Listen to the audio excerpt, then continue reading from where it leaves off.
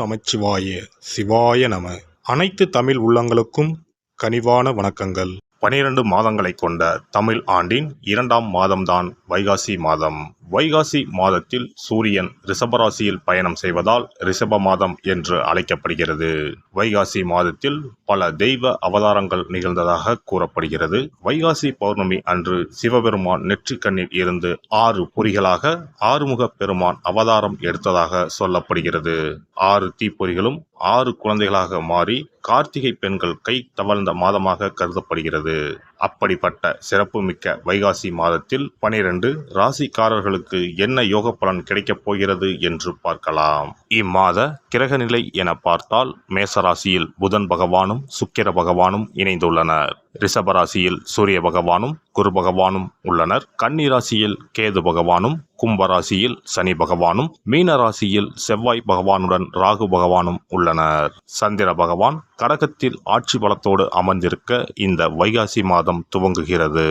இம்மாத கிரக பெயர்ச்சி என எடுத்துக்கொண்டால் வைகாசி மாதம் 6ஆம் தேதி, அதாவது மே மாதம் 19ஆம் தேதி அன்று சுக்கிர பகவான் ரிஷபராசியில் பெயர்ச்சியாகி ஆட்சி பலத்துடன் வலிமையாக இருக்கப் போகிறார். அதே போல வைகாசி மாதம் 18ஆம் தேதி, அதாவது மே மாதம் 31ஆம் தேதி புதன் பகவான் பெயர்ச்சியானது மேசத்தில் இருந்து ரிஷபத்திற்கு ஆகிறது. செவ்வாய் பகவான் வைகாசி மாதம் 19ஆம் தேதி, அதாவது ஜூன் மாதம் 1ஆம் தேதி மேச ராசியில் இடப்பெயர்ச்சி அடைந்து ஆட்சி பலத்துடன் வலிமையாக அமர்ந்து நற்பலன்களை அளிக்க உள்ளார். இந்த கிரக அமைப்பினால் உங்கள் வாழ்வில் ஏற்படக்கூடிய சுப மற்றும் அசுப பலன்கள் என்ன என்பதனையும், அசுப பலன் ஏற்படுமாயின் ராசிக்காரர்கள் செய்ய வேண்டிய பரிகாரம் என்ன, வழிபட வேண்டிய தெய்வம், வழிபடும் முறை என்ன என்பதனை பற்றி விரிவாக காண்போம். பிறக்கப் போகும் இம்மாதம் உங்கள் வாழ்வில் வளமும் நலமும் செல்வ செழிப்பும் பெற்று வாழ்வின் உயரிய நிலையை அடைய எல்லாம் வல்ல எம்பெருமானை வேண்டி விரும்பி கேட்டுக்கொள்கிறேன்.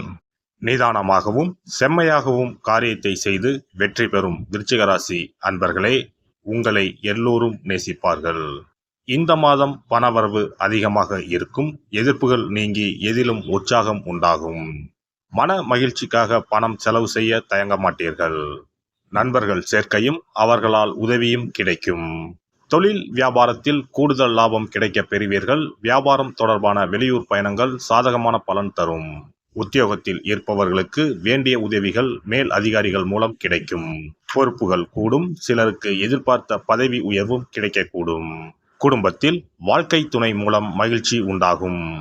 உஷ்ணம் சம்பந்தமான நோய்கள் வரக்கூடும். எச்சரிக்கையாக இருப்பதன் மூலம் அதை தடுக்கலாம். பிள்ளைகள் மனம் மகிழும்படி நடந்து கொள்வார்கள். வீண் விவகாரங்களில் தலையிடுவதை தவிர்ப்பது நல்லது. பெண்களுக்கு இம்மாதம் தாராளமாக பணம் செலவு செய்து தேவையானவற்றை வாங்குவீர்கள். மனதில் உற்சாகம் பிறக்கும். தேவையான உதவிகளும் கிடைக்கும். கலைத்துறையினரை பொறுத்தவரை கௌரவம் உயரும். விரும்பிய பதவி கிடைக்கும். வழக்கு விவகாரங்கள் உங்களுக்கு சாதகமாக இருக்கும். கைவிட்டு போன பொருட்கள் மீண்டும் கிடைக்கும். அரசியலில் உள்ளவர்கள் தீவிர முயற்சிகளின் பேரில் புதிய ஒப்பந்தங்கள் கிடைக்கும். உங்கள் திறமைக்கு ஏற்ற புகழ் பாராட்டு கிடைக்காமல் போகலாம். மாணவர்களுக்கு பொறுப்புகள் அதிகரிக்கும். கல்வியில் முன்னேற்றமடைய தேவையான உதவிகள் கிடைக்கும். நட்சத்திர பலன்கள். விசாகம் 4ஆம் பாதம். இந்த மாதம் கவனமாக வேலைகளை செய்யாவிட்டால் மேல் அதிகாரிகளின் அதிருப்திக்கு ஆளாக நேரலாம். குடும்பத்தில் இருப்பவர்களுடன் சில்லறை சண்டைகள் உண்டாகலாம். கவனம் தேவை. கணவன் மனைவிக்கு இடையே மன வருத்தம் ஏற்படும் நிலை உருவாகலாம். பிள்ளைகளுடன் பேசும்போது நிதானத்தை கடைபிடிப்பது நல்லது. அக்கம் பக்கத்தில் இருப்பவர்களுடன் அனுசரித்து செல்வது மிக நல்லது. அனுஷம் நட்சத்திரம். இந்த மாதம் தொழில் நிமித்தமாக நீண்ட தூர பயணம் போக வேண்டி வரும். எதிரிகள் வகையில் நிதானமாக இருத்தல் அவசியம். கலைத்துறையினருக்கு முயற்சிகளின் பேரில் புதிய ஒப்பந்தங்கள் கையெழுத்தாகும். ஆனால் பொருளாதார ரீதியாக சிறப்பாக இருக்கும். எதிர்பார்த்த புகழ் பாராட்டு கிடைக்கும். பலவிதமான பிரச்சனைகளில் இருந்து விடுபடுவீர்கள். பின்தங்கிய நிலையில் இருப்பவர்கள் முன்னேற்ற பாதையில் செல்வார்கள். கேட்டை நட்சத்திரம். இந்த மாதம் தாயின் உடல் நலத்தில் கவனம் தேவை. உங்களுடைய உடல்நலத்தை பொறுத்தவரை உஷ்ணம் மற்றும் தோல் சம்பந்தப்பட்ட உபாதைகள் வரலாம். சிலருக்கு ஊர் விட்டு ஊர் செல்லும் நிலை ஏற்படலாம். நல்ல பணப்புழக்கம் இருக்கும். எடுத்த காரியம் அனுகூலத்தை கொடுக்கும். மதிப்பு மரியாதை சீராக இருக்கும். வீண் விவாதங்களை தவிர்க்கவும். குடும்பத்தில் தம்பதிகளிடையே இருந்து வந்த பிரச்சனைகள் சுமூகமாக மறையும். பிரிந்திருந்த குடும்பம் ஒன்று சேரும். கந்த சஷ்டி கவசம் படித்து முருகனை வணங்க அருள் கிடைக்கும். மதிப்பும் மரியாதையும் கூடும். செல்வம் சேரும். சிறப்பு தொகுப்பு. இனி வரவே வராது என நினைத்த பணம் திரும்பி வருவதற்கு இதை மட்டும் செய்தால் போதும். நாம் கஷ்டப்பட்டு சேர்த்த அல்லது சம்பாதித்த பணத்தை யாரையாவது நம்பியோ அல்லது அவர்களுக்கு உதவி செய்வதற்காகவோ கொடுத்து ஏமாந்து இருக்கலாம். அப்படி இழந்த பணத்தை திரும்ப இனி வரவே வராது என நினைத்த பணத்தை கூட சில எளிய தாந்திரீக பரிகாரங்களை முறையாக செய்தால் திரும்ப பெற முடியும். இழந்த சொத்து, இழந்த பணம் மற்றும் நகை ஆகியவற்றை திரும்ப வீடு தேடி வர வைப்பதற்கான எளிய பரிகார முறைகள் பற்றி இங்கே தெரிந்து கொள்வோம். இந்த 2 முறைகளில் எந்த முறை நமக்கு எளிமையானதோ அதை செய்து பயன்பெறலாம். வாங்கிய பணத்தை திருப்பி கொடுக்க முடியாமல் கடன் தொல்லையால் அவதிப்படுபவரைப் போல் பணத்தை கொடுத்துவிட்டு அதை திரும்பி வாங்க முடியாமல் தவிப்பவர்கள் அதிகம் இருக்கத்தான் செய்கிறார்கள். யாராவது அவசரம் என பண உதவி கேட்கும்போது நட்பின் அடிப்படையிலோ அல்லது இருக்கப்பட்ட சிலர் பணம் கொடுத்திருப்பார்கள்.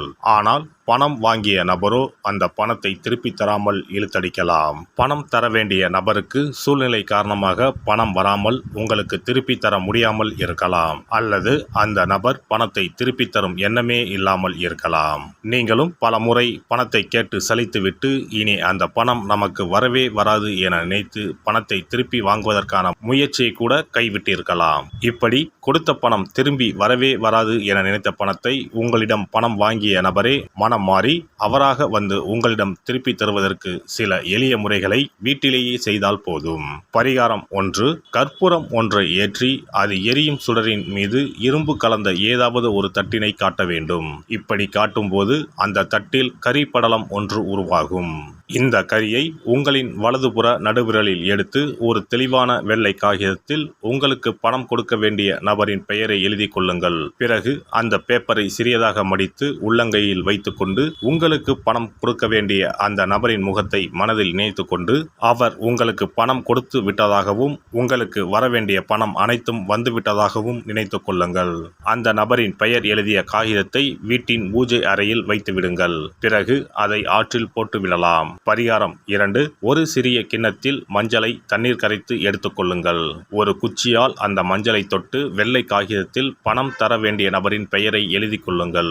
ஓம் ஸ்ரீ கார்த்த வீர்யாஜுனாய நமக என்ற மந்திரத்தை 27 முறை சொல்லி பணம் கொடுக்க வேண்டிய நபர் உங்களுக்கு தர வேண்டிய பணம் அனைத்தையும் கொடுத்து விட்டதாக நினைத்து வேண்டிக் கொண்டு அந்த காகிதத்தை சுற்றி வெள்ளை நூலால் கட்டிவிட வேண்டும். பிறகு அந்த காகிதத்தை ஆற்றிலோ கடலிலோ போட்டுவிட வேண்டும்.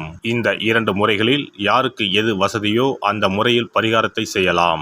ஏதாவது ஒரு முறையை பின்பற்றினால் போதும். 2 முறைகளிலும் செய்ய வேண்டியது கிடையாது. இந்த பரிகாரத்தை தெற்கு நோக்கி அமர்ந்து செய்ய வேண்டும். இந்த பரிகாரத்தை நம்பிக்கையுடன் தொடர்ந்து செய்து வந்தால் கண்டிப்பாக வராது என நினைத்த பணம் விரைவில் உங்களின் வீடு தேடி வரும்.